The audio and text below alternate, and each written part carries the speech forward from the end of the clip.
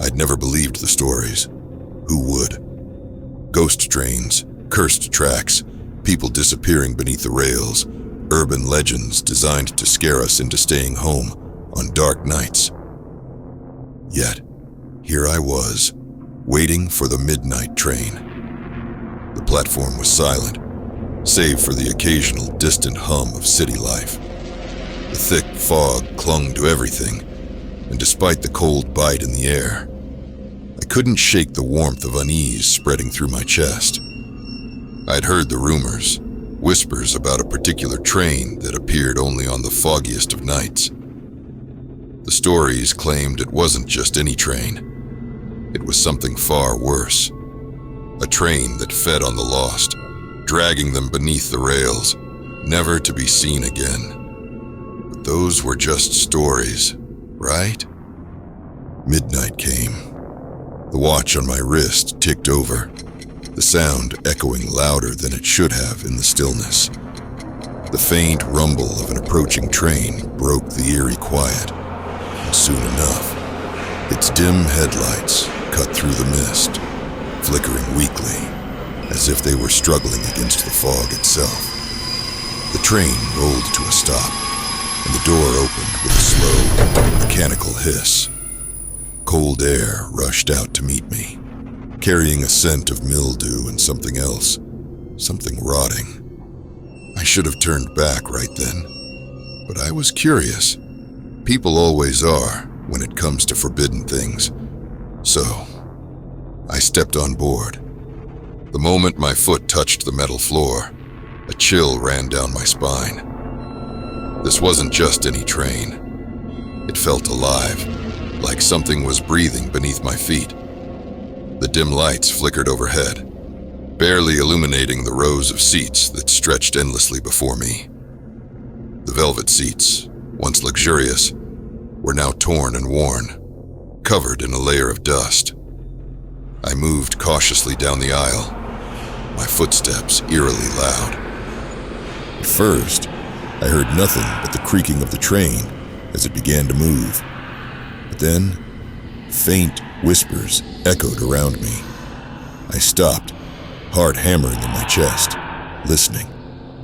The whispers were coming from beneath the floor, a murmur of voices blending into one. It felt like they were speaking directly to me, calling to me.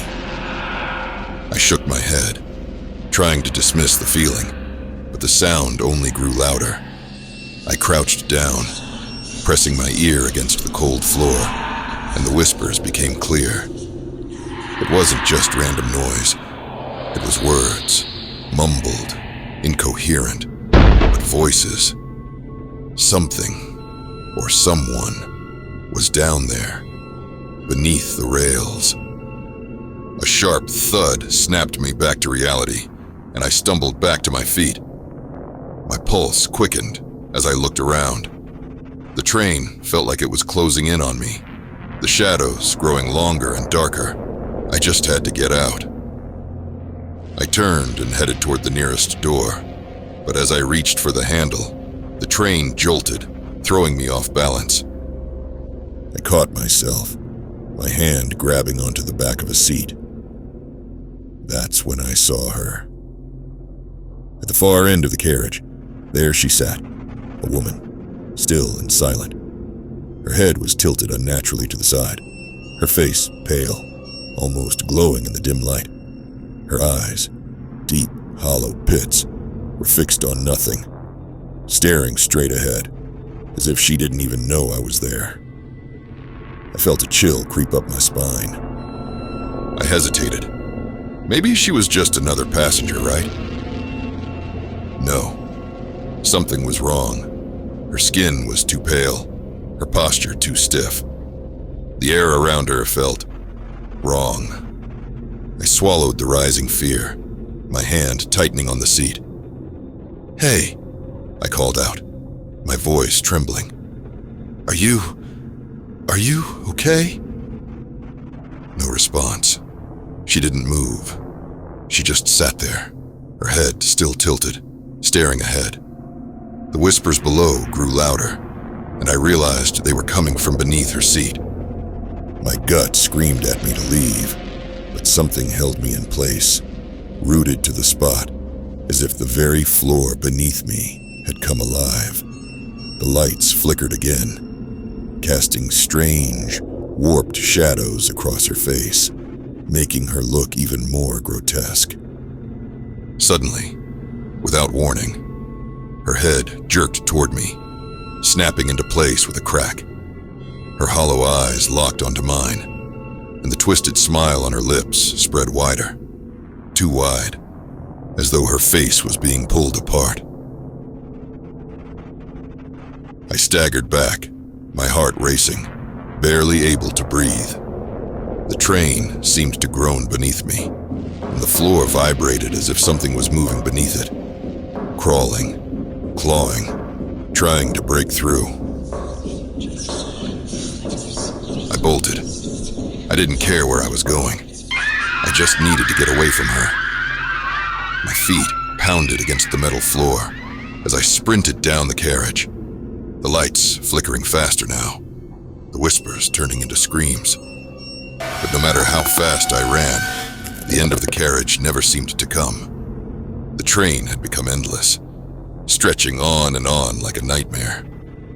I could hear it now, scratching, scraping. Something was beneath me, beneath the rails, clawing its way up. Then, the floor cracked. I stopped dead, watching in horror, as a long fissure split the metal beneath my feet. Pale hands, twisted, gnarled, reached through the crack, grasping at the edges of the tear. I stumbled backward as more hands appeared, clawing their way up. They were coming. And then, she was behind me. The woman, her head still tilted, her grin impossibly wide. They're waiting under the tracks, hungry for you, she whispered, her voice raspy, almost broken. The hands grew stronger, pulling themselves up through the crack in the floor, their twisted faces emerging from the darkness. I backed into the far door, yanking at it with all my strength, but it wouldn't open. The whispers turned to shrieks, and the figures below began to crawl up, their hollow eyes locking onto mine, their mouths open in silent screams. I was trapped.